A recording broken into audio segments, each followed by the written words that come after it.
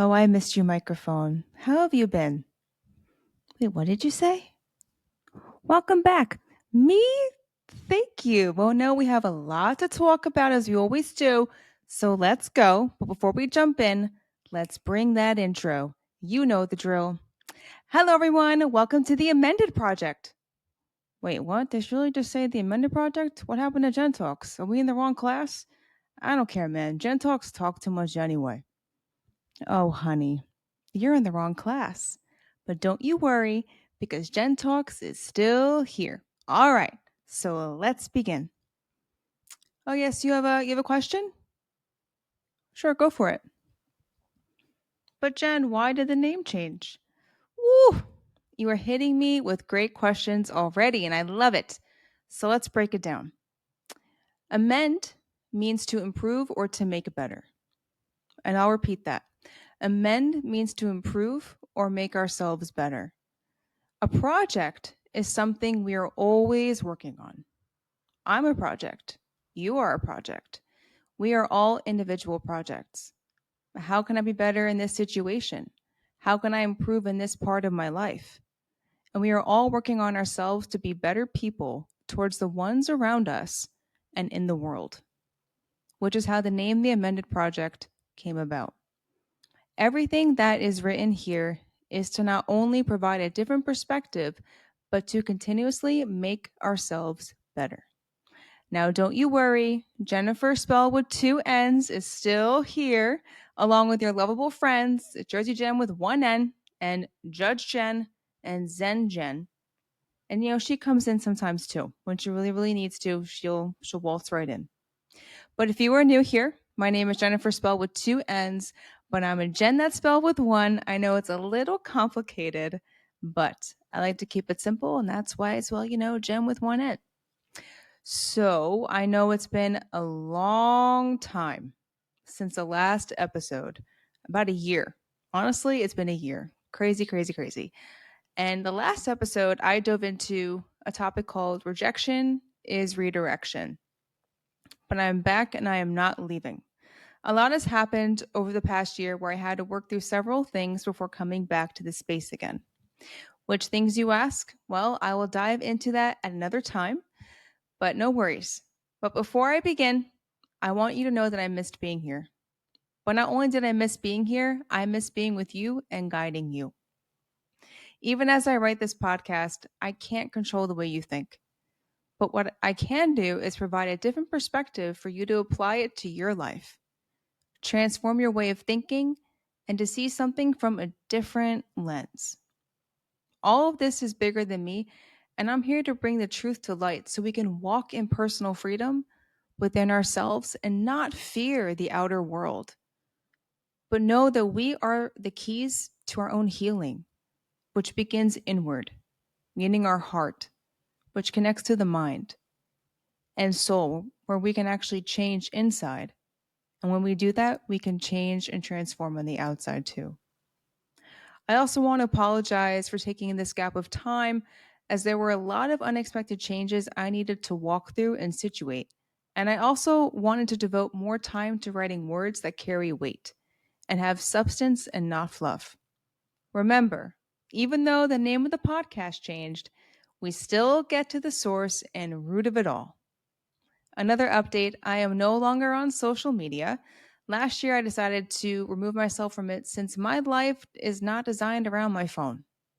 And there's so much more freedom, which is for another episode happening in the near future. I think it's the 10th one, but just we're going to focus on this one, okay? Okay. So after that, on that merry note, hey, got a lot of things to say. Let's move. Yes, you have another question? Go for it. How will the amended project be promoted? Oof, you were hitting me with another great question. Thank you for asking, and I appreciate your attention. So, the podcast will be promoted by the original marketing tool, which is, are there any guesses in the audience? Oh, yes. What do you have? Instagram? Um, I'm going to kindly say thank you. However, that's not the one.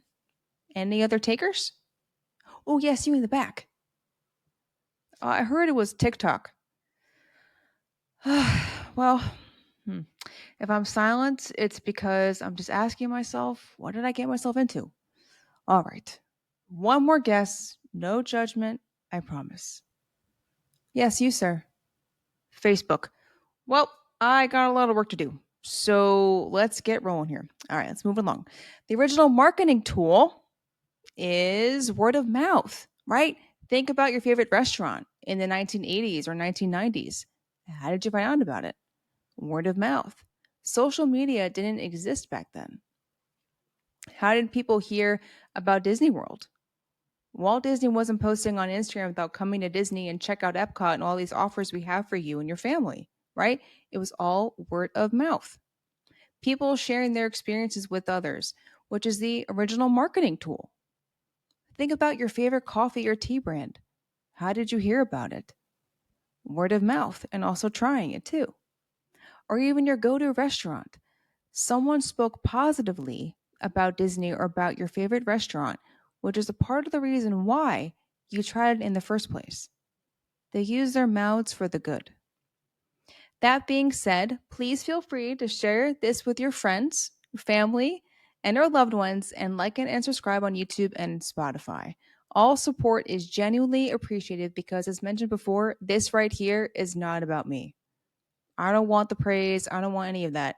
This right here, this podcast is about shedding light on situations, helping people heal internally so they can be better each and every day and really walk on the path of personal freedom. But I will dive into more of that during this episode. Just sit tight and stay with me because we are walking this path of personal freedom together. A deal? Deal. And this pinky promise is back, okay? You can't break it because I'll know. I always know. Okay? Okay. So, just to touch upon what we talked about during our last episode, how rejection is redirection, I mentioned the next episode or this one would be about how to battle bullying. Now, when I say combat or battling bullying, I don't mean get into a fight and use any sort of negative violent actions. No, no, no, no, no. When I say defeating bullying, I mean carrying the essence of personal freedom and standing in our power and truth that we are all born with. Just need to further tap into that eternal source that was gifted to us. We all have it, just as how we have our three musketeers and they're coming back, or our eternal fighters, which are our intuition, self awareness, and our inner voice. But not only will your three eternal fighters guide you and give you discernment or some sort of direction, but it's important to understand the why behind someone is kind of acting this way and making you feel less than, and not giving a single person that power of oppression over you. We are not meant to live our lives in the oppression and the bondage and be attached to things that only drag us down. No. We are designed and meant to walk the road of personal freedom. And no, I don't mean the road of personal freedom where I get to do whatever I want and these are my rules and blah, blah, blah, blah, blah. No. As I mentioned, we are not rooted in ego. We are born with an individual right to live in personal freedom where we are not tied to anything that is holding us back, but need to walk in the way where we have clarity and are not distracted by things that just don't concern us. Our minds can focus on one thing at a time, not 20. Nowadays, it feels like our minds are like a computer screen where we have 20 tabs open at the same time, but can't even focus on one. And our attention span is dwindling down to seconds. That's no bueno. But I'm going into another direction and bringing it back to the path regarding this episode on really how to be untethered and how to combat bullying and gossip with the art of personal freedom. As a reminder, throughout every episode, I have a nota bene section, which in Italian means note well, where I summarize all the main points of what I talked about in this episode. But don't skip ahead to the note well portion of this episode, okay? Because I'm going to know. Then I have to call up homegirl Jersey Jen with one N. She's not going to be in the mood either. Otherwise, Judge Jen, whew, girl, she's going to join the team, and she does not have time for that, okay? Okay, so let's move forward. Now, a new addition to to every episode, including this one, is a list of songs and books that I listened to and or read in the past while writing each episode. And don't worry, if you missed it during the episode, it'll be in the caption with links for you to listen to the songs and look up the books. Geez, Jim, I know you can talk till the cows come home, but like, can you hurry up? I have to watch my latest Insta and TikTok. I mean, I just got back here. I'm already getting this. Let me ask you a question, okay? Does Insta or TikTok give you personal freedom? That's what I thought. So let's move along here, okay? Okay. So during this episode, I'm going to dive into what bullying and oppression are and share a few personal stories on how I defeat bullying and oppression and give you the same tools and tactics I use. So, what is bullying? Well, bullying comes in different forms. When we think of that B word known as bullying, we think of a physical attack, verbal abuse, harassment in some way, maybe teasing, making jokes that mask how someone truly feels about you, but doesn't openly admit it.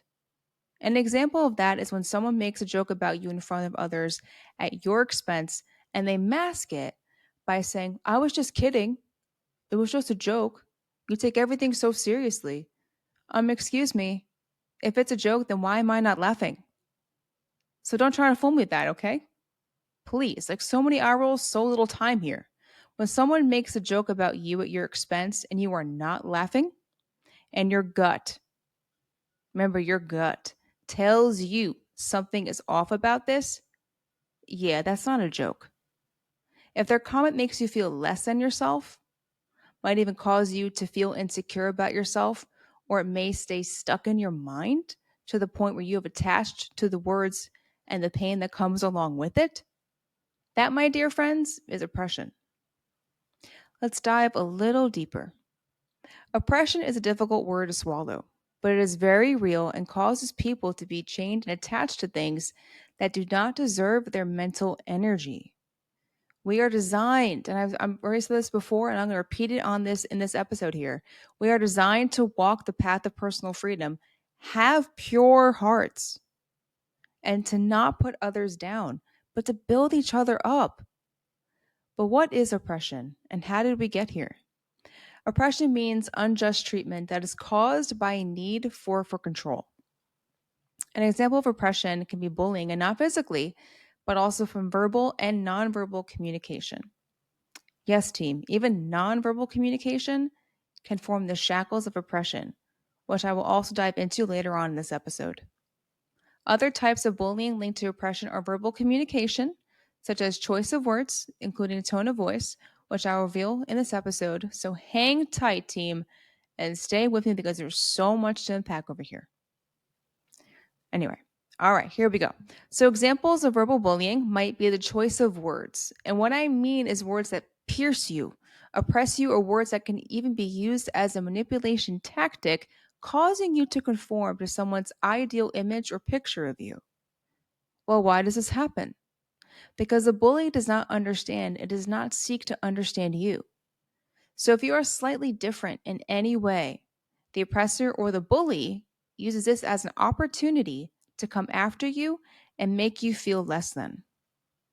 Other reasons why bullying happens is because the bully is jealous, maybe envious, maybe feels insecure around you, has a wounded ego, or was put down and is looking to take it out on someone because misery likes company.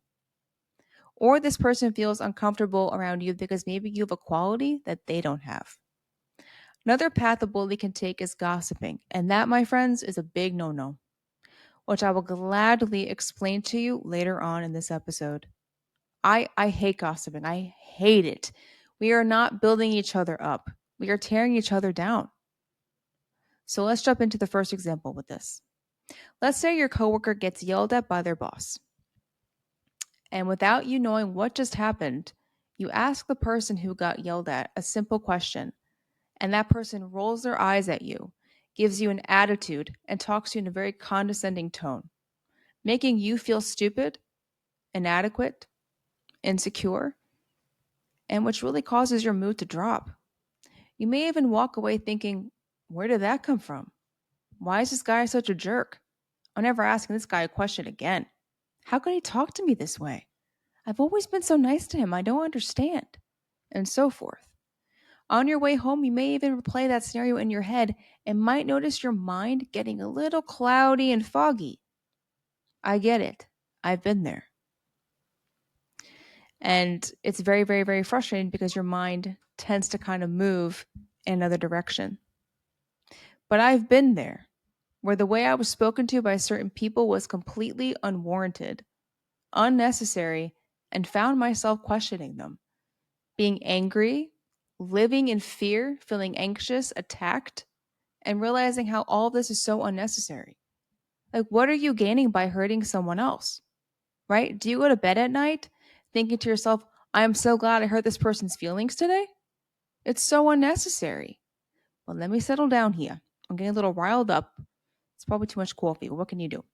When someone hurts your feelings with their words, are any of those responses warranted? No. Are those responses acceptable? No. Are they called for?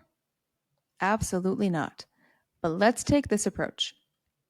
Let's completely remove ourselves from the picture or remove ourselves from the subjective perspective and look at it objectively, meaning watching this scenario as if you're watching a situation in a movie.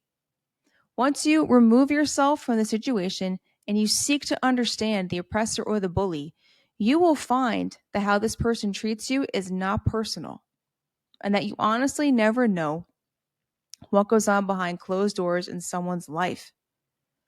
When these scenarios pop up, look at it objectively by pulling yourself out of the situation and watch it as if it were a movie or a TV show. In this movie, you hear the condescending tone, you see the eye roll, and you listen to the choice of words. As you are watching, keep this in mind that even though it hurt your feelings, you also don't know if this person is going through pain. For example, maybe your colleague got yelled at by his boss, or maybe your coworker is going through a tough time at home with his marriage, right? Like we honestly have no clue. But this is where compassion comes in for that person. This is where forgiveness comes in, where you mentally forgive the person for their hurtful actions and or words because this person was acting from a place of anger, oppression, and does not know how to cope with it or deal with it in a healthy manner. When the warmth of forgiveness comes from your heart, those shackles or chains of oppression that are wrapped around your wrist, based off of those hurtful words, the actions, the tone of voice, or etc., well, those are broken, which allows you, right, to rise above. So if you're not watching and you're listening, my hand is a looming cloud right here. And what's happening is when I forgive someone, have compassion, well, guess what? I get to rise above that looming cloud of oppression. I get to overlook and I see it all for what it truly is. I see the clarity. I'm like, oh, now I get it. Now I see what's going on. Now I understand this person. Now I get it. Okay. And I'm not bound by it.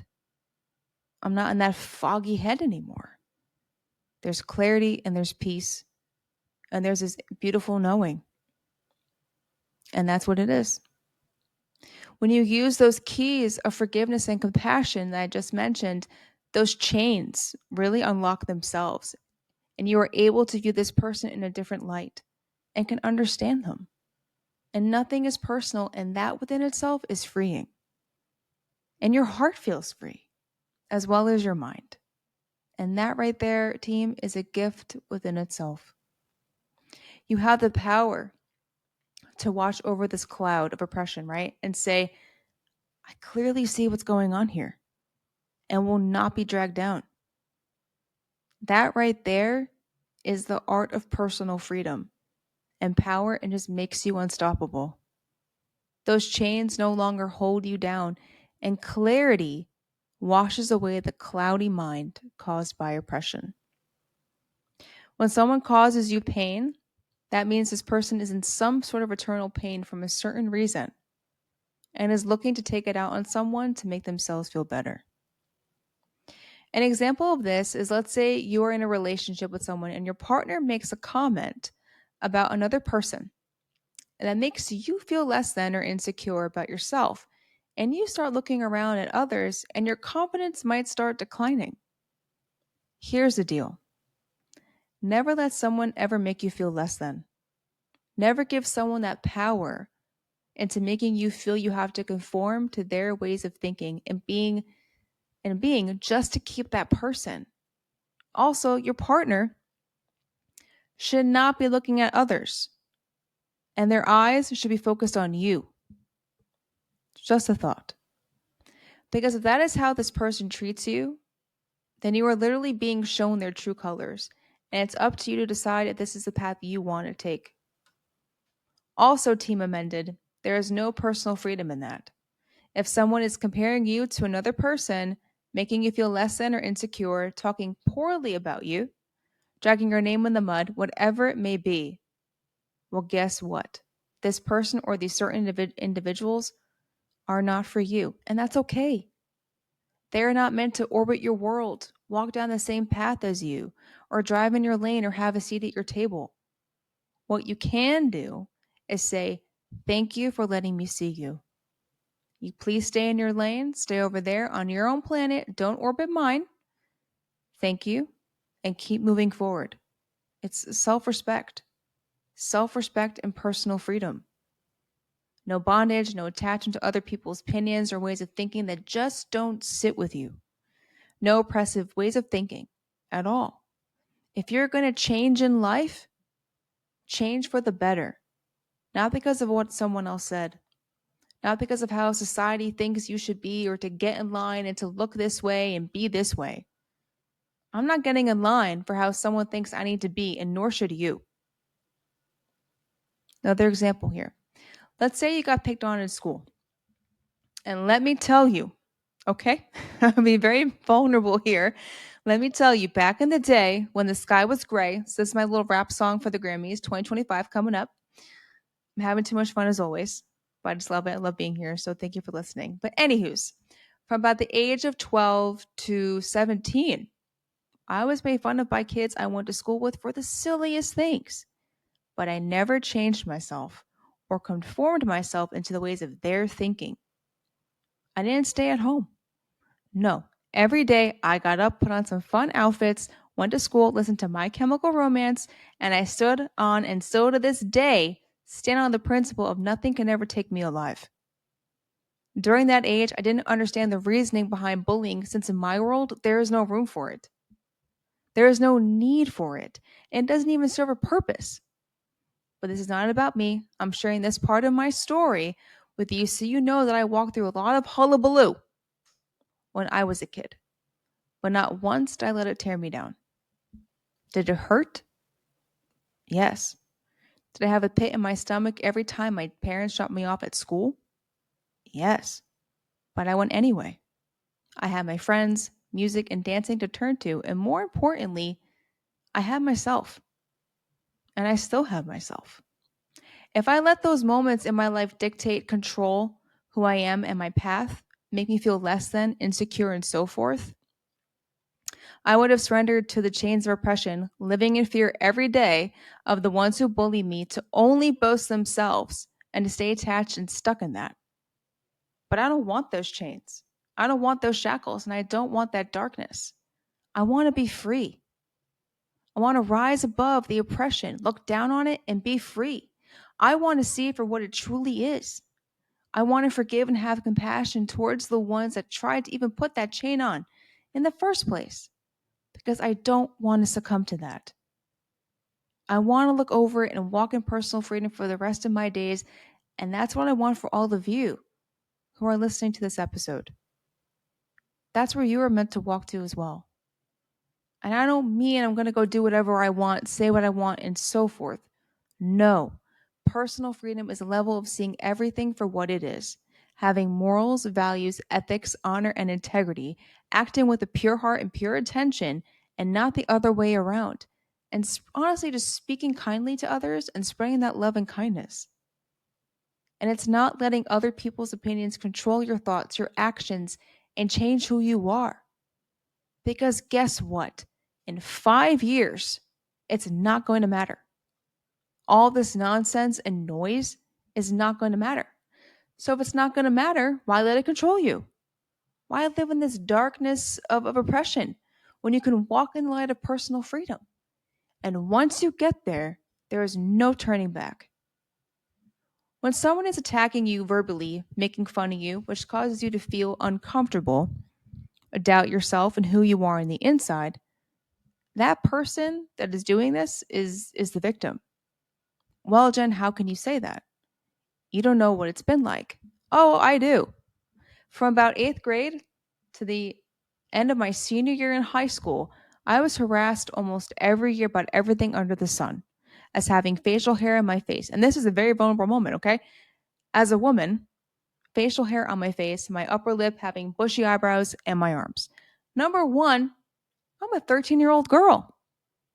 I didn't wake up one day and walk to the mirror and decide to put hair in my face. It's called hormones and testosterone. So, two things I can't control. And this is 2002, okay? Just to kind of paint the picture. So, unless you want to pay for my medication to control these things, then who are you to talk? But that's another story. And also, who are you? Who are you to judge? All right, thank you. Next. If you want to make fun of somebody, then clearly you don't have a life. So, that's another story too, but I can't read minds.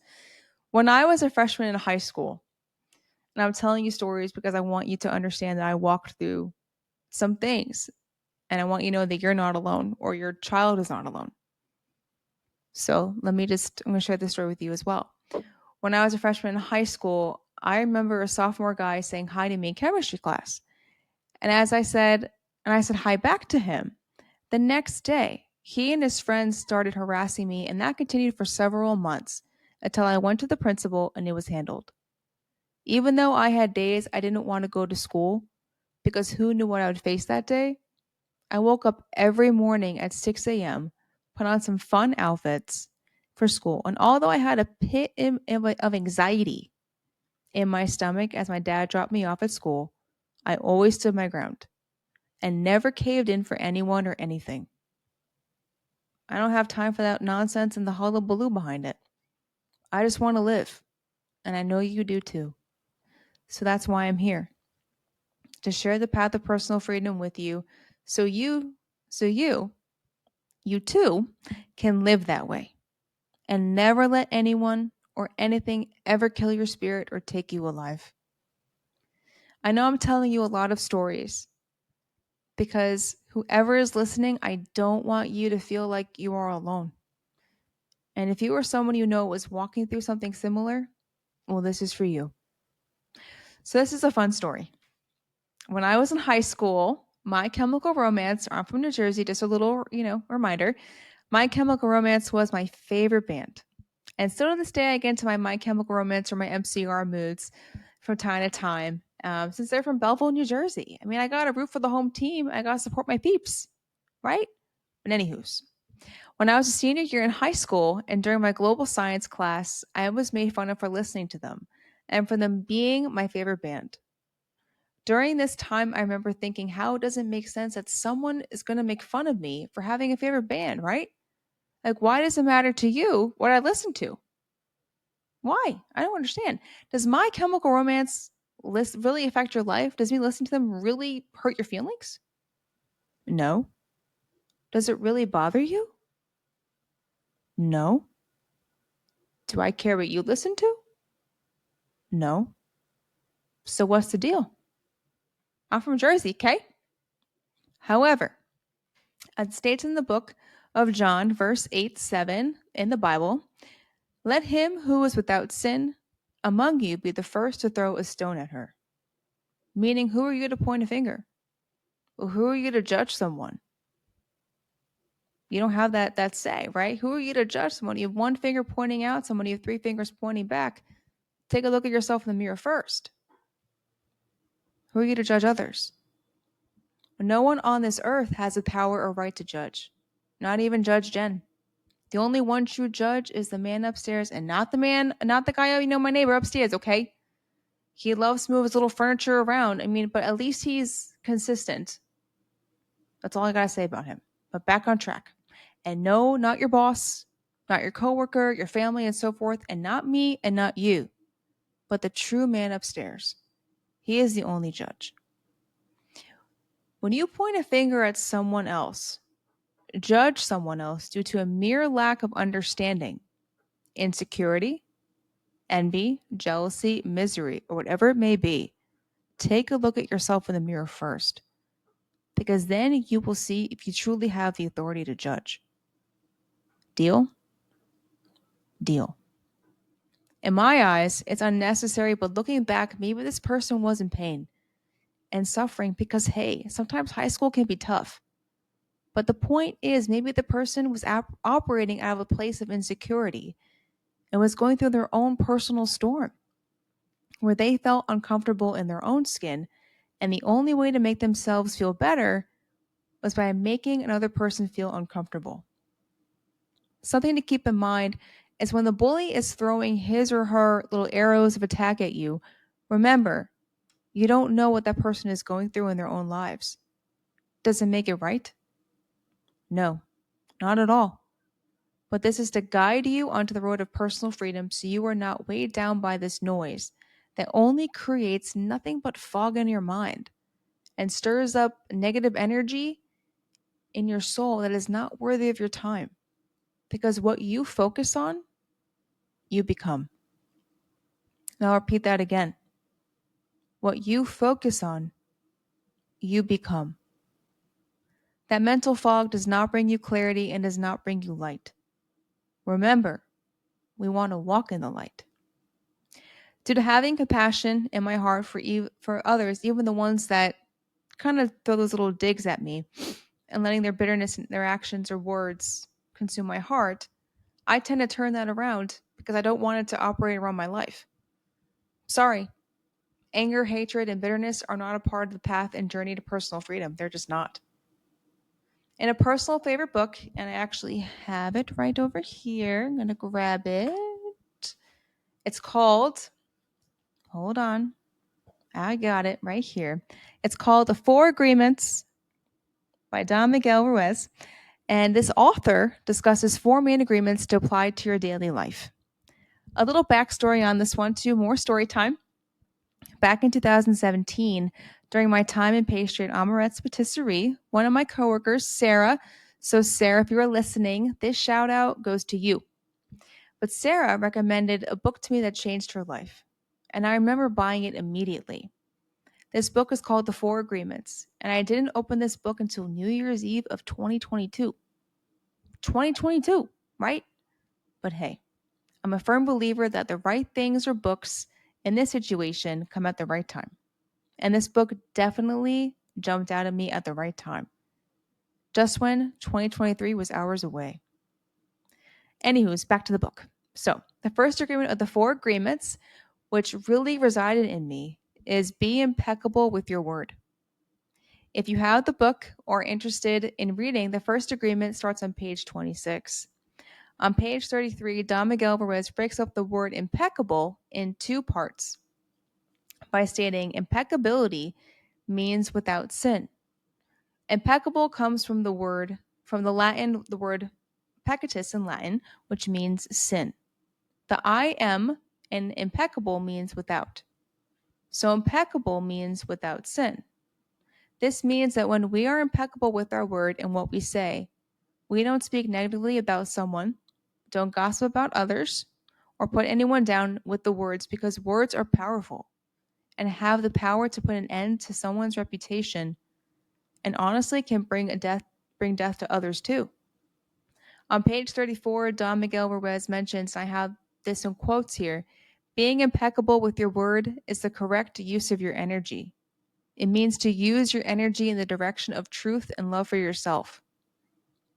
This is an example of personal freedom since we are putting attention in love, kindness, and truth, not only for ourselves, but for others too. And what you speak gives an insight of your heart and where you are centered around and what you focus on.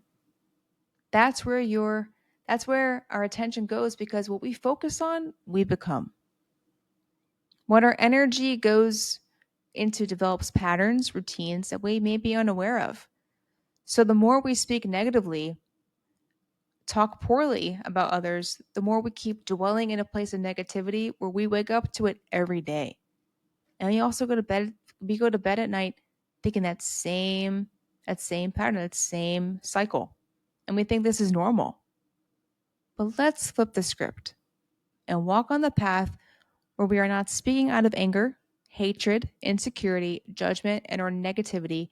An example of that is gossiping. And also to not partake in that speech because you are what you speak. And I'm going to repeat this one too. You are what you speak. If your tongue is sour, you are sour. If your tongue is sweet, you are sweet. For example, let's say I hear a coworker of mine is speaking poorly about me. There are two separate paths I can take. And this makes my heart sad because why is it okay to gossip about each other? It just doesn't compute in my mind, and there is no logic behind gossiping. Like, why? Does it make yourself feel better to put others down?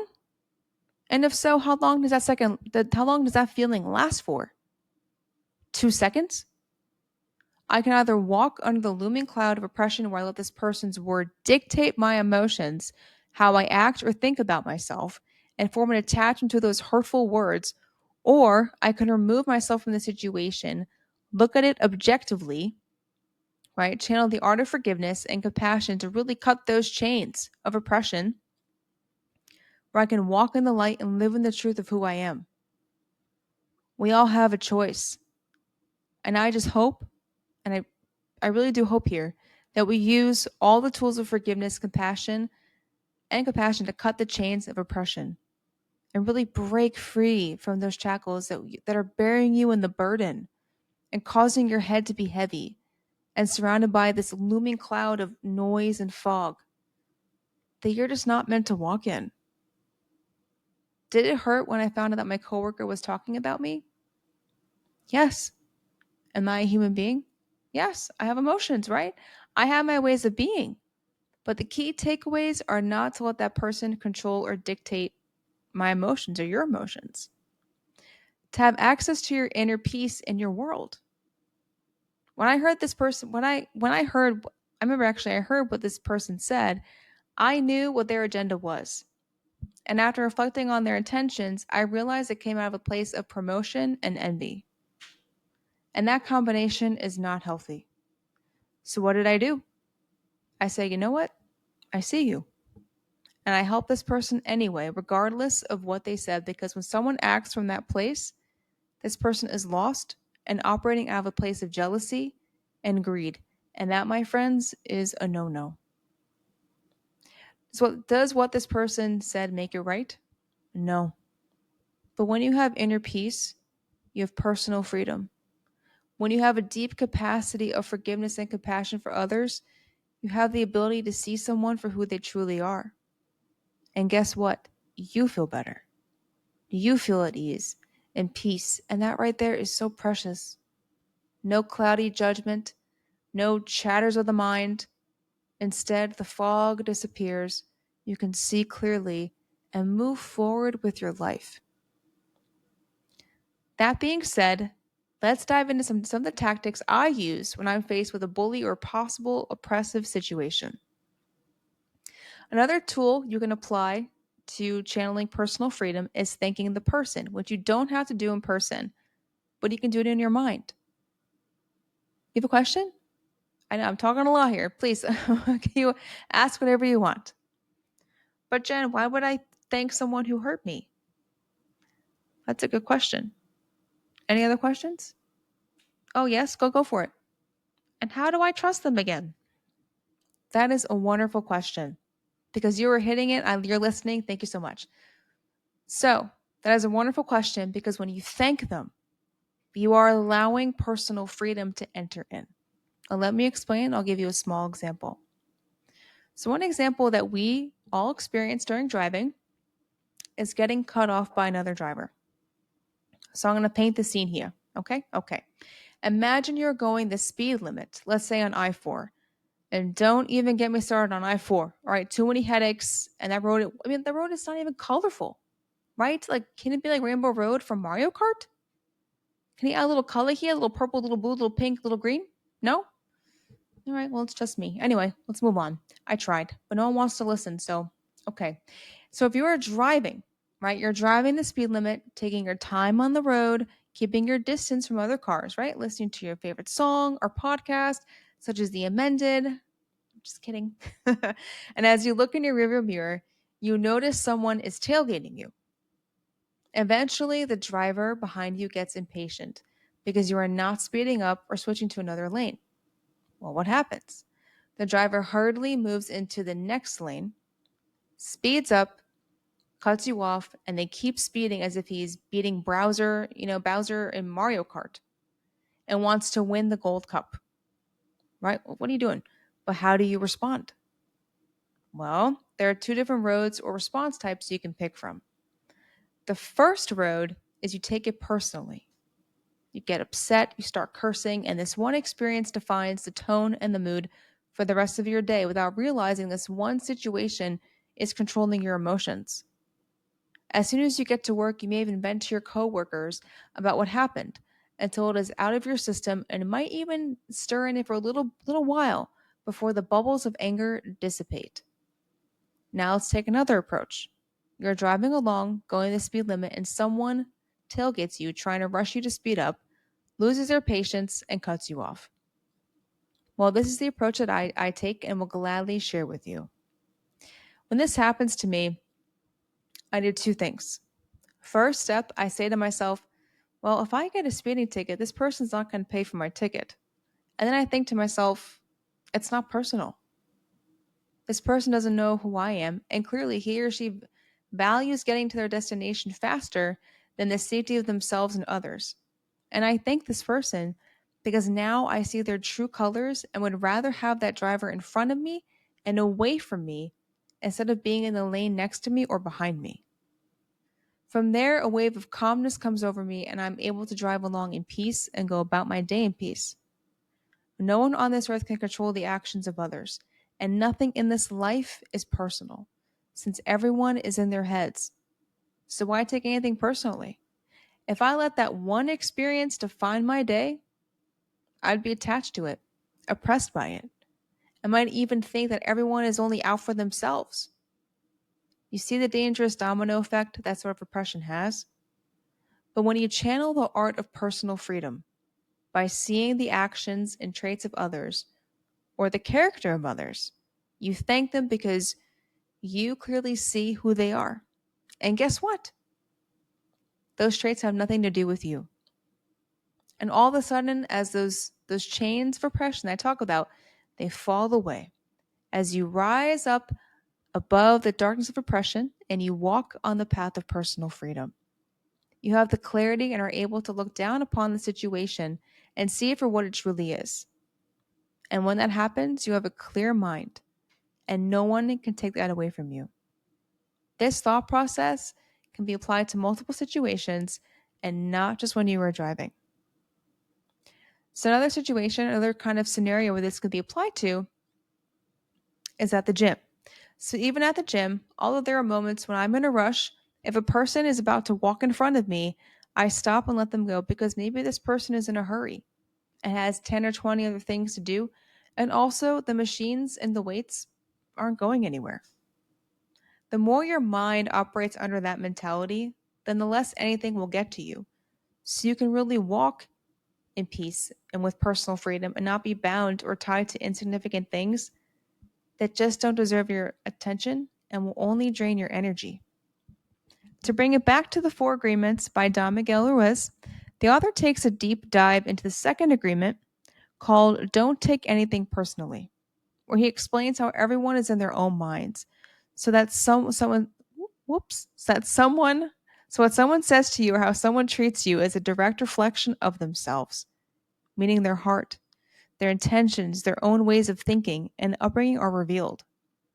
As I mentioned, we are not meant to be tied or tethered to other people's opinions about us, are not meant to let someone else's opinions dictate our lives because no one deserves that power. And there is no humility in any of that. Can you imagine if you lived your life surrounded by what others think of you? The gossip, the fog, the noise and negativity that comes with gossiping? But not only that, people pleasing too? At the end of the day, you won't be able to recognize yourself because of the mental attachment to how others perceive and portray you. Are they worthy of that power? No. Am I worthy of that power? No. Is your mom, dad, sister, brother, cousin, best friend, boss, coworker, colleague, and so forth worthy of that power? No. And guess what? In 5 years, is any of this going to matter? No, no, no, no, no. It's still not going to matter. So, and if in 5 years it still matters, then why are you giving away too much of your power, the inner peace and self awareness to others, right? And no one deserves to take that away from you. So please cherish your inner self and who you are because no one can take that away from you.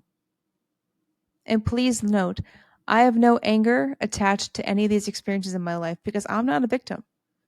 If I operated under that victim mentality, I would be operating under oppression. Okay? This looming cloud of oppression, I'd be living underneath it where I'm constantly living in fear, where I'm thinking of the past and holding on to it and forming so much attachment to it that I can't even think straight. I don't even know who I am anymore. If you are listening, so I always kind of do this too to show this cloud of oppression, just in case you are listening and not actually watching. But just know that no one has this power over you. Not me, not anyone in this world. When you start forming an attachment in these moments and how much pain they caused you, well, you're bound by them. Instead of releasing and forgiving these people, we hold tight to that anger because we feel that we need to have some sort of attachment or connection to it, and that no one could take this anger away from us because we are entitled to feel this. Hold up. Are you telling me that we're supposed to live in bitterness? That we're supposed to let others dictate and control our emotions? No one has that power or authority over you. And that is something to really keep in mind. In the last sentence of Psalm 43, verse 2, I'm also going to pull from the Bible as well. It states, "Why do I go about mourning because of the oppression of the enemy?" Meaning, why am I giving the oppressor that energy, my focus, and time? Why am I giving this person power of my emotions and dictate how I feel? We are not designed to be attached or chained to things that make us feel less than or make us live in fear and anxiety and anger, since that really only clouds or muddies the mind. Cloudies, that's a cute little word. I like it. All right. Next time. We are meant to, and I've said this before, and I really want to drive this point home, is to walk on the path of personal freedom and to live in clarity and light. Yes, you have a question? Jen, I appreciate the sentiment, but how do I stop feeling weighed down? I don't know what to do. Well, my dear friend, I'm so glad you asked. The way to be lifted from this weight on your shoulders is by really practicing forgiveness and compassion. And don't give me that judgy look. I saw it over there. Okay? Don't give me that. Did you really just say that? Let me explain.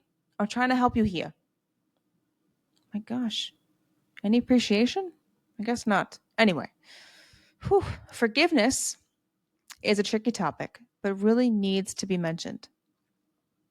When we practice forgiveness, we are detaching from oppression, from any attached hurt or pain that we sometimes can't stop thinking about.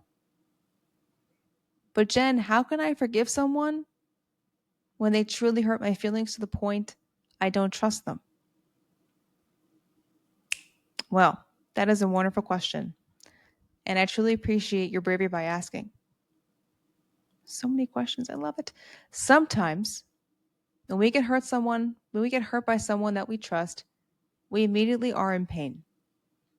What I mean by pain is we are sad, angry, disappointed, disheartened, and ask ourselves, how could this person say that to me? How could this person hurt me? I thought they cared or I thought they loved me. I don't think I'll be able to trust again, and so forth. A lot of pain and anger and sorrow comes with that.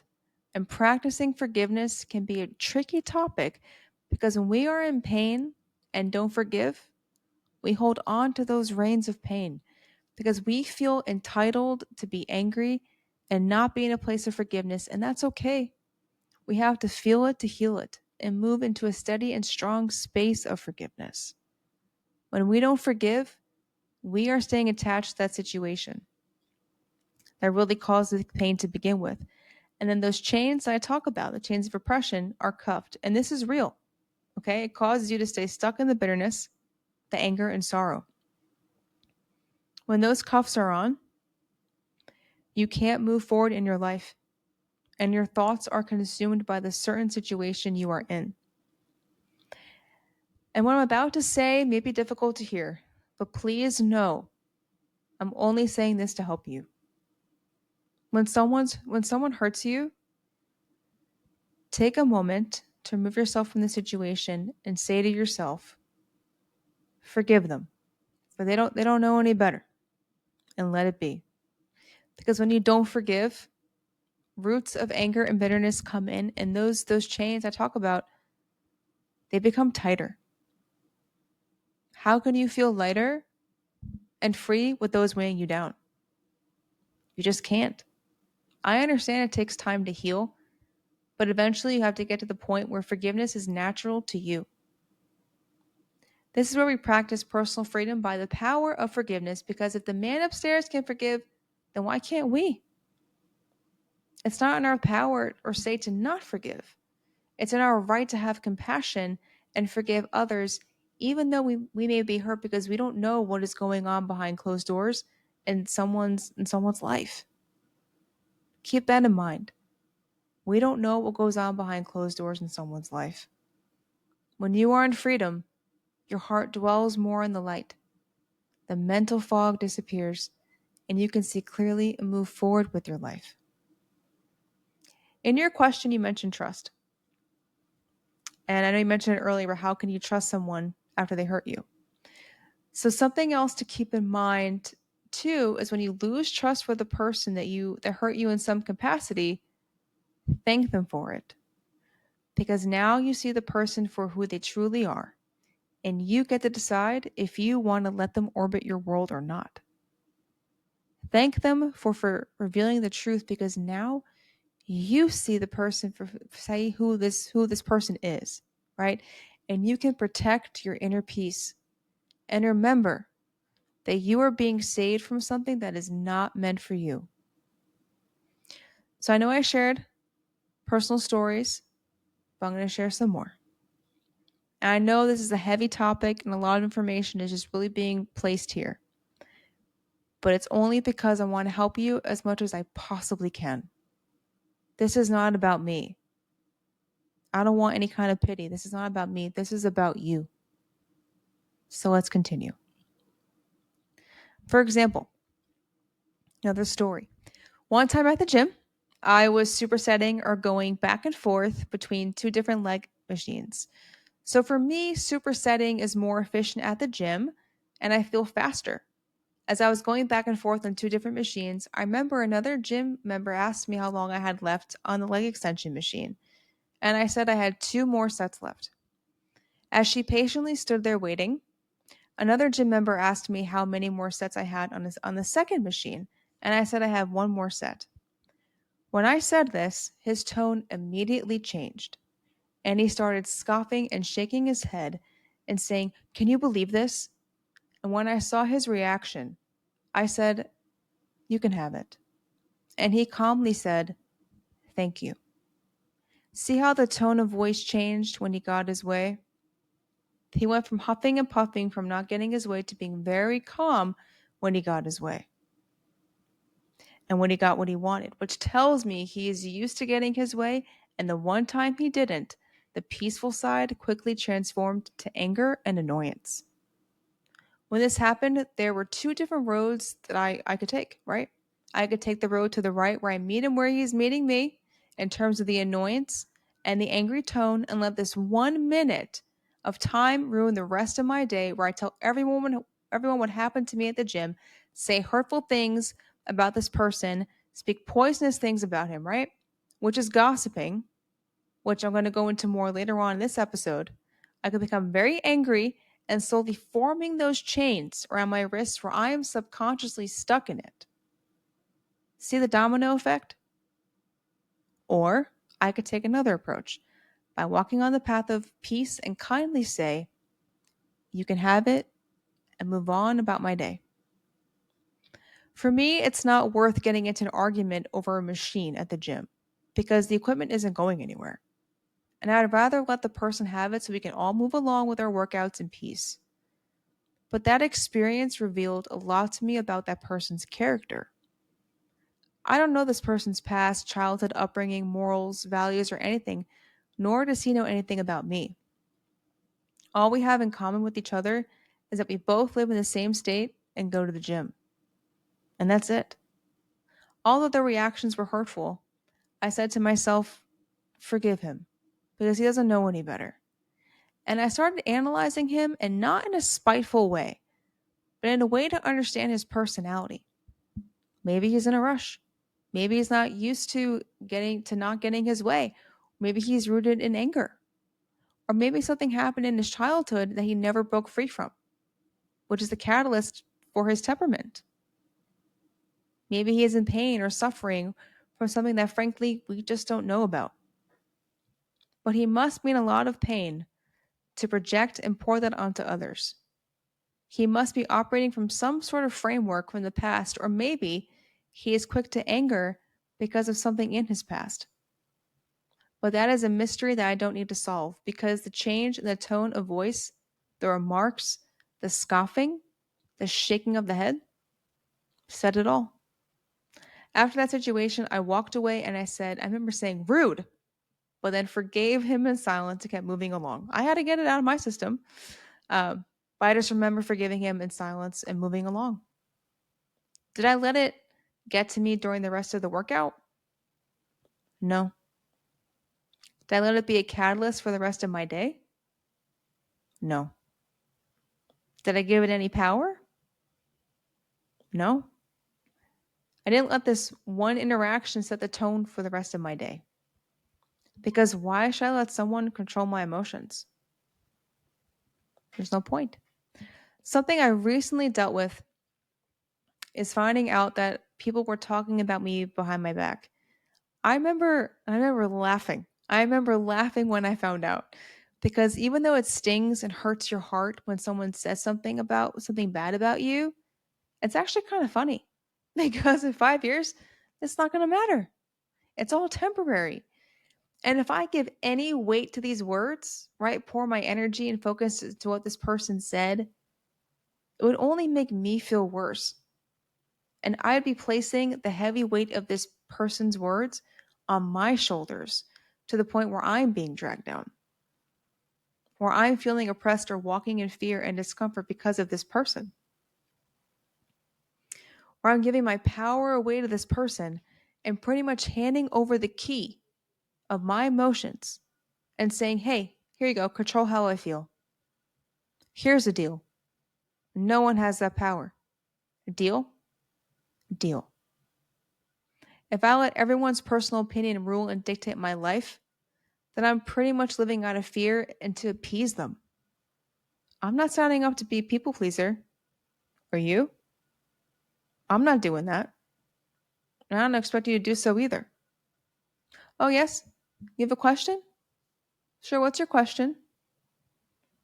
Why did you laugh after you were hurt? Woo! Another great question. So I appreciate you asking. I know it's probably not common to laugh after somebody hurts you, but I will gladly answer your question. I laughed because to me, it is silly when someone speaks poorly about me because I'm not the problem. But my actions are stirring something up inside of you that you're trying to avoid. Also, gossiping is not worthy, it's not worth of any of my energy and my focus. I have one vision, which I'll get to at another time. And negativity and gossiping, well, those two pieces are just not a part of it. If you are jealous, do yourself a favor. Look at yourself in the mirror and work on you, because envy and jealousy not only breeds more problems, but shows there is something deeply rooted within you that needs to be addressed. Now, I know I went through a lot, but there's one more example of bullying that I want to dive into because unfortunately, it's way too common and has become the norm, which leads me to shed more light on this so you can understand the detrimental side of something that people take way too lightly, and that is gossiping. Well, what is gossiping? Well, gossiping comes in different forms and is used to benefit the gossiper. Well, how so? Well, that is a great question. Thanks, Jen. Oh, you're welcome. Gossiping is the result of envy, jealousy, a wounded ego, pride, and is small minded and stems from the tree of insecurity. Now, before we keep moving, I want to ask you an honest question. Who here thinks gossiping is a good thing? That silence says it all. No one, right? Why? Gossiping is a destroyer and it breeds destruction. And this word comes in different forms and is usually used as a mask to cover up insecurity. When someone feels the need to slander your reputation, talk nicely to your face, but speak poorly about you behind your back, that's gossiping, which only brings death to a person because their reputation has been ruined and causes interpretations to change. When you find out that someone has been speaking poorly about you behind your back, you want to know what you can do? You thank them for the clarity, you practice forgiveness, and have compassion. You thank this person for the clarity because now you see this person for who they truly are. You are more aware of their character and intentions and the why behind their gossiping more than they are. From there, practice forgiveness since this person does not know better, and have compassion because this person needs to heal part of themselves that is wounded and hurt for a reason. Maybe the gossiper is insecure, envious, or jealous of you, and you are pressing a button of discomfort within them that has been buried for a long time. Maybe this person is walking through a lot in their personal life and are in pain because of it, so they feel the need to cause pain to others, so they don't feel alone in their suffering, which is the concept of misery likes company. Or gossiping is caused by the want to fit in with others, knowing it's not the right thing to do, and knowing that gossiping is negative, toxic, and poisonous. A secure person does not speak poorly about other people behind their backs, but lifts them up, supports them, helps them, and works alongside them for the greater good. When someone is secure in themselves, they are humble in their ways, don't need to gossip, and are usually the ones who don't start it. They stay in their own lane, help where they can, are kind and genuine people, and understand that their problems are not the problems of others, and do not bring others down to make themselves feel better, but rather build people up. Also, they don't have time to gossip and frankly don't waste their energy doing so. The secure person knows that gossiping is a complete waste of time and does nothing. Ask yourselves these questions and be honest. How has gossiping helped you? How has hurting someone else helped you? Do you go to bed at night feeling at peace that you gossiped today? Or do you go to sleep at night with peace in your heart because you helped someone? You gave them genuine positive reinforcement. Two opposite sides of the coin, right? And hey, I'm not judging because that is not my place, nor do I have that authority. What do I do when gossiping is around me? I say, well, here we go again, and I use those 2 feet and walk away. One of my other friends mentioned to me that to avoid gossiping, you can even change the subject too, which also helps.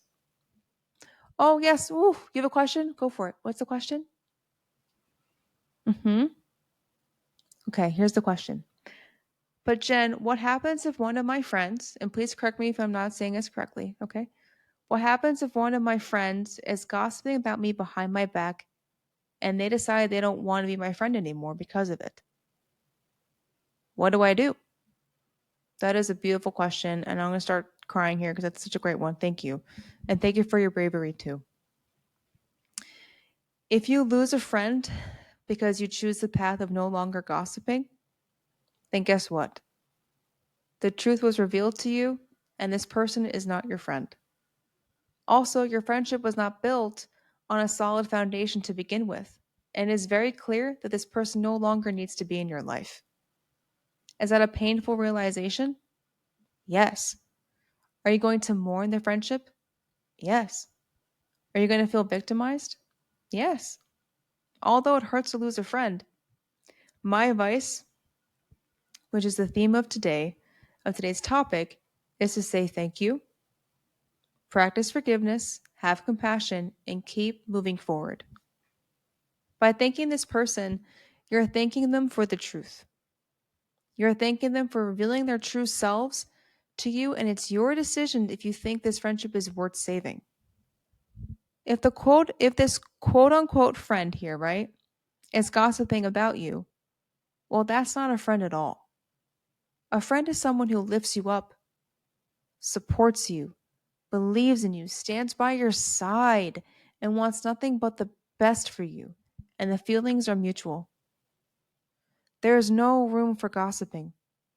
But since this is a different situation, thank them for revealing their true colors and forgive them. Forgive them for not knowing any better, and as your heart forgives, peace washes over you and replaces the pain. And that right there is personal freedom. I hope this is making sense. Hold up. I need to forgive them? But they hurt me, and besides, shouldn't they know better? Ah, that's a good one. You touched one there. Although they hurt you, don't let that anger and pride stand in your way and harden your heart. I'll repeat that again. Don't let anger or pride stand in your way and harden your heart. Don't hold on to that contempt and anger for that person, but instead forgive them and have compassion because it is very clear that this person is acting from their own pain and inflicting it onto you. Does it make it right? No. I never said that. I know it hurts, but remember, the more we stay attached to that pain, the more bound we are by it. And the more bound we are by it, I mean, the more stuck we are. The point of life is not to be oppressed, dragged down by others, and tie our emotions to what others think or say. It's really quite the opposite. The point is to walk the path of personal freedom by practicing forgiveness, compassion, having gratitude, and be at peace with who you are.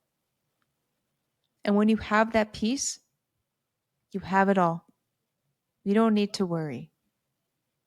And when I say have compassion for others, I mean putting yourself in other people's shoes and seeking to understand their situation.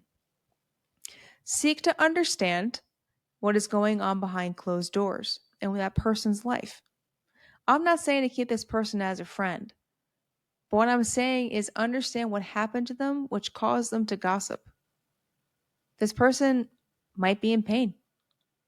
Maybe you're doing certain things in your life but this person wishes that they were doing and are jealous of you. It's possible that you have qualities within yourself that makes them feel insecure and causes discomfort within themselves. Or maybe this person is going through a storm in several facets or separate parts of their life and doesn't know how to handle these trials and tribulations and are therefore lashing out on you because hurt people hurt people. It could be a number of scenarios, and I'm not here to speculate or assume, but I'm here to shed light on the importance of seeking to understand where this person is coming from, why they are in pain, and how they need to inflict that harm onto others. You know what I mean, Jelly Bean? When you have compassion for that bully or for the oppressor, you realize that this person is a human being just like you. It's going through some sort of affliction and pain for a reason or two and are trying to release it. When you're being shown the truth about this person, I have great news for you. that oppression falls to the wayside, and you rise above that looming dark cloud that was holding you down and can look over that cloud and see it for what it truly is. And then you're good. Now, before we move forward, I know, like, oh, here comes another story with Jen over here. But before we move forward, I'm going to tell you a story. So gather around the campfire with your marshmallows and hot chocolate, and I'll tell you a personal story of gossiping and how I dealt with it. So let's rewind the clock back to 2015, and let's take a walk around the hustling and bustling city of New York. Now, why 2015? That's a great question. Thank you for asking. Because that is when I started my first real job in pastry after culinary school.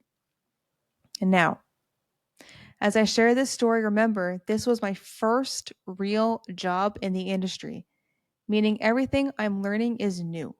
And the culinary world is a foreign land. So please be patient with me. As I'm looking at my production list for the day in the kitchen, painting the scene here, I noticed a certain component or a production piece was on the list for me to do. After I finished and worked through my list, I opened the walk-in cooler and noticed one of our pastry interns was there. As we were talking, he mentioned he overheard one of our teammates say to the sous chef who wrote my list, "Why did you let Jen make this? It's only going to take her 3 hours." So, number one, 3 hours is better than 4 hours. Okay? And number two, as a teammate, that's not very supportive. And that is when I saw her true colors and realized this person is not a friend, nor is she a teammate, but operates from self and clearly wants to fit in with the sous chef. If you feel the need to change who you are, make someone else look bad to make yourself look better, maybe you need to take a seat, look at yourself in the mirror, and realize where this insecurity is coming from. Because the fact that you're making a peer or so called friend look bad in your manager's eyes just so you can be liked tells me you don't even know who you are and that you will do anything to fit in or anything to be liked. Also, I'd rather spend 3 hours smelling something sweet than be around the foul smell of gossip. I understand we all have our moments of insecurity. I'm 34 and I still have those moments at times. But when someone is that insecure that they feel the need to gossip about you behind your back, tells me this person was never there for you in the first place. And that this person has a look within themselves because all actions have consequences. The lack of confidence can sometimes create a bully and a gossip. When I heard this, I knew this person cannot be trusted, and that it was best for me to keep my distance. For me, once bitten, twice shy. To add to the story, one day I was making a tart dough in a 60-quart mixer, and I remember asking this person a question before proceeding with the next step. She mentioned she would come over and help, but never did. The pastry chef walked by and noticed I was mixing the dough and asked me why I didn't ask questions. Out of the corner of my eye, I saw my coworker and I knew she overheard the conversation and didn't say anything. Right there, I knew this person was not a friend and was only out for themselves. I could have told the chef I asked for help, but I stayed quiet because I didn't want to get my peer in trouble. So I took the fall as my coworker said nothing.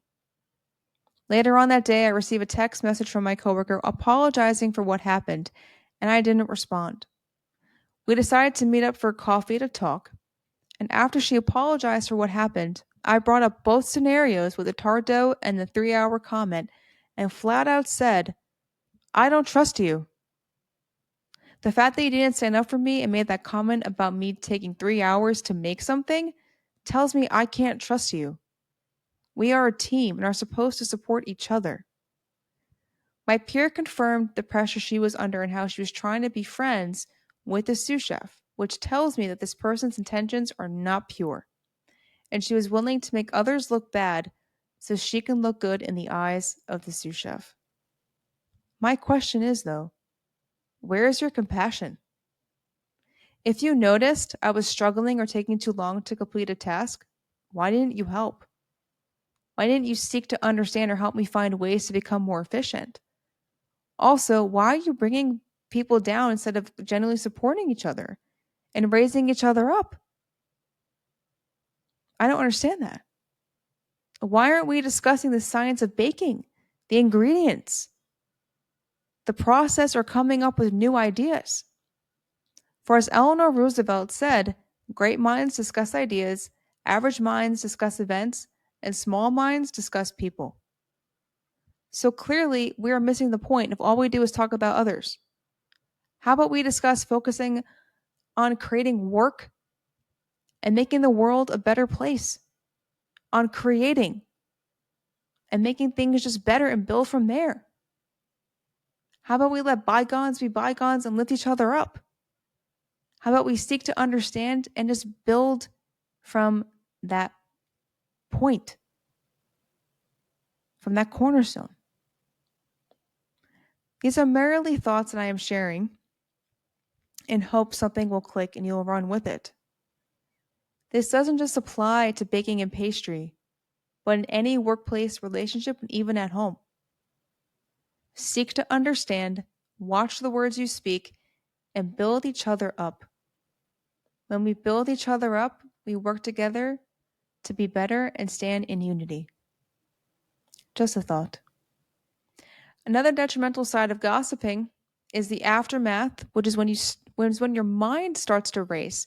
You feel fuzzy, become scatterbrained to the point where you can't focus on what is in front of you, but are focusing on the attack. You may find the wheels spinning in your head and thoughts racing of, how could someone do this to me? I don't understand. I'm a good person. What have I done to deserve this? Why am I being attacked? And so forth. As these thoughts enter our minds, the clarity and inner peace we have turns into a storm to the point where we can't think or see straight. The noise creeps in and pulls our energy away to the point where our minds go back and forth within ourselves, searching for the truth about the situation, and don't even know where to begin. We may even feel attacked, hurt, angry, might even seek some sort of vengeance by gossiping about this person and so forth, and forget to ask ourselves if these words are even true. The range can honestly vary from person to person, but I have a remedy for that. Any ideas of what it can be? Oh, you in the back? Seek revenge? Oh boy. Please see me after class because that is not what we on the amended talk about. Okay? Okay. Here we go. The secret remedy is, are you ready? It's forgiveness. Forgiveness and compassion for others. Regardless of whether or not they hurt you, lied about you, tainted your name, spoke poorly about you, and so forth, forgive them. Oh, yes, you have another question? Please go ahead. But Jen, they are adults. Shouldn't they know better? Ah, that word should. That word should is a tricky one. And honestly, you asked a great question. So thank you for having the courage to ask. Although people or adults should know better, remember they are human beings and they make mistakes. No one is perfect in this life, not you or me. When someone says something bad about you behind your back or to your face, it may sting because that is our natural reaction, which is to feel that pain, which flips the switch of those thoughts I mentioned before of how can someone be so mean to say that? What we forget to do, and I started doing, so this is a kind of a new process for me too, is really pull ourselves out of the situation and think about the bully, and they could be someone in your family, maybe a close friend or coworker. But think about that person and reflect on how he or she might be going through something where they need to deflect or steer the conversation away from their own personal problems and insecurities and pour that onto others, which may even include you. This person might not even realize the pain they are causing you because they are wrapped up in their own personal problems and are not thinking about the impact they have. Does it make it right? No. But remember, this person might be saying something rude to you or projecting onto you due to their own insecurities. Maybe jealousy, envy, or maybe they're looking for relief for their own issues. Or maybe they are stressed and their way to cope is by projecting. It's possible this person is operating out of a wounded place. Should they know better? Absolutely. But this person might be in so much pain that they can't see clearly or think clearly because all the internal noise and problems that they are facing in their own world. So this is where forgiveness and compassion go hand in hand, where you forgive the person for how they treated you and have empathy for that, for what they're going through, because clearly they are in so much pain that they unknowingly caused you pain. But when you forgive and you truly see this person for who they are, you start to see them clearly and think, they must be in so much pain to have said that or done that, whatever the case may be. The situations may vary or change, but what doesn't vary or change are forgiveness and compassion. And one can't work without the other. But to answer your question, we all know better. And it's not up to us to not forgive. You want peace in your heart? Forgive. You want to walk the path of personal freedom? Forgive. Because as I mentioned before, nothing in this life is personal, and nor will it ever be personal. Remember, how someone treats you is a direct reflection of themselves. When someone hurts your feelings, thank them. Thank them for the opportunity to use the gifts of forgiveness and compassion, because if you don't, those chains of oppression I talked about appear, and you are mentally chained to what that person said about you, which only controls your thoughts, makes your mind cloudy, and the more you focus on those lies, the more those lies may turn into reality and become true. Just a thought. Another significant detail that sometimes goes unnoticed is tone of voice.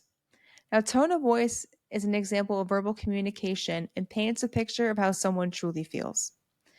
So ever since I was a little Jersey Gem with one N, I always picked up on the way someone spoke to me, and still to this day, I pick up on the meaning behind someone's tone. The way someone speaks to you is the window into their soul. Well, what does that mean? Well, did you hear that tone? Right? If someone says to you, well, what does that mean? That tone right there tells you there's a lack of patience, mixed in with a bit of annoyance. Is defensive and on guard about something and doesn't care if they bring pain to others because this person is in pain.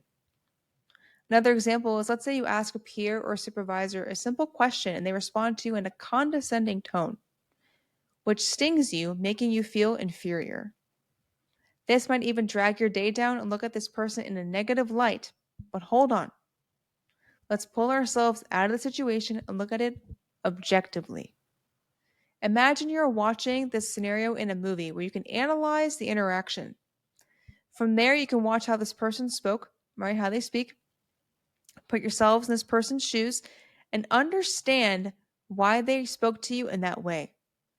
Maybe this person had a bad day, was spoken to in a condescending way by their boss, spouse, or coworker. When someone speaks to you in a condescending tone, you feel it. You feel the hurt, pain, the sadness, and may think to yourself, how could someone talk to me that way? Why are they so rude? I'm not mean to them. The more we think those thoughts and stay attached to that situation, pain, sorrow, and so forth, we are subconsciously giving our power to that person and start to live in fear of them and have a hard time escaping it. That's oppressive. But when we practice the art of forgiveness, we break free. We let it all go, and those chains of oppression crumble, and we feel lighter and brighter. In my mind, there is no reason to ever be rude to someone. There's no space for it. But in the same way how I can't control how someone speaks to me, it's the same way how you can't control how someone speaks to you. Keep in mind, we don't know what the person is going through. Maybe he or she had a frustrating day. Is that an excuse for how this person spoke to you or treated you? No. But keep in mind, We don't know what's going on in their minds. By viewing the situation objectively, you see what this tone of voice is rooted in, which I will dive into more in our 9th episode called You Are Where Your Heart Is. But let's stay focused here. From there, you can gently move into having compassion for this person, forgive them, and break free from those words that are playing over in your mind because it hurts so much. When we put ourselves in other people's shoes, have compassion for the ones who hurt us, understand that we don't know what goes on behind closed doors or in the minds of others, and practice forgiveness, then guess what? We rise. We rise onto the path of personal freedom, where we can look down on that dark cloud and say, you know what, that makes sense. This person is acting this way because of A, B, and C. We can see things clearly for what they truly are and are no longer attached to it. No bondage, no shackles, no chains tying us down, and no giving our power away to others for their control. No living in fear. None of that. When you rise above it all and look upon it from a bird's eye view, you see every component, every facet of the situation more clearly. You see this person clearly and thank them for letting you see the truth, because that inner knowing of who someone is and that clarity allows you to walk in peace, which leads us into I know, the sad time for me too, our Note Bene section. So if you're new here, Note Bene is Italian for note well. And this is where I focus on the main points of the episode and the takeaways for you to grasp. So I know I threw a lot at you today, and it's going to take some time to digest. But I truly hope this episode sheds some light and helps you and or someone you know. As you can see, we have all been in oppressive situations without realizing that's what it is and how to break free from it. There is a common theme here, though, which, in order to break free from that looming cloud of oppression and the chains that go along with it, is by genuinely practicing forgiveness and compassion for others, even when you are hurt. There are going to be moments where you don't want to forgive, but my advice is to not let the anger control you. Feel it to heal it, but let it go. Don't let it consume you, and don't hold on to the reins. Otherwise, you'll be so consumed by it, and that will only cause more problems down the road. Honestly, for a while, I didn't understand how both forgiveness and compassion work hand in hand. And as a guy for personal freedom, because I thought, well, shouldn't people know better? Until I realized I'm letting the actions of people affect me for no reason. We can't control situations and our people either. So why hold on to the anger, the disappointment, and entertain that dark cloud? When a bully of some sort hurts you, and maybe you or someone you know is going through something similar, what do? And if I hear revenge, then you're going to see me after class.